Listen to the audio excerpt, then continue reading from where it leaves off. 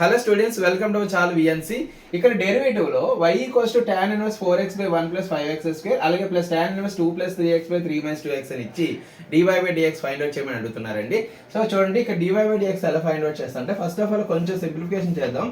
y equals to tan inverse 4x నేను 5x minus x గా రాసుకుంటున్నాను అండి, డివైడెడ్ బై 1 ప్లస్ అలాగే 5x స్క్వేర్ నేను 5x ఇంటూ x గా రాసుకుంటున్నా, అలాగే ప్లస్ tan ఇన్వర్స్ ఇక్కడ నేను 3 కామన్ తీసానండి. 3 కామన్ తీస్తే మనకి 2/3 ఉంటుంది.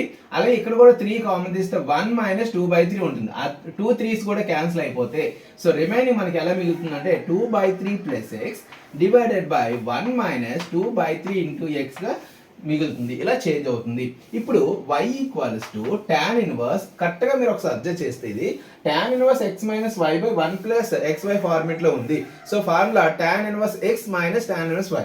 ఇక్కడ మీరు కరెక్ట్గా అబ్జర్వ్ చేస్తే tan inverse x plus y by 1 minus x into y అంటే tan inverse x plus tan inverse y ఫార్ములాలో ఉన్నాయి. కాబట్టి మనం ఫార్ములా ఫార్మేట్లో కన్వర్ట్ చేసేద్దాం. సో tan ఇన్వర్స్ x అంటే 5x minus tan inverse y అంటే x.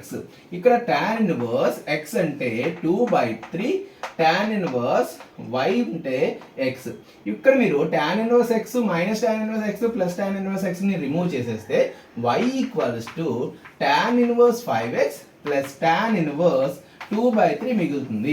ఇప్పుడు డెరివేటివ్ అప్లై చేద్దామండి. dy by dx equals to tan inverse x formula 1/1 plus x square. So 1/1 plus x square అంటే 5x whole square కాబట్టి 25x square. మళ్ళీ 5x కి మనం ఏం చేయాలండి, సబ్ డెరివేటివ్ చేయాలి. సబ్ డెరివేటివ్ చేస్తే 5 వస్తుంది. ఇది కాన్స్టెంట్ కాబట్టి 0.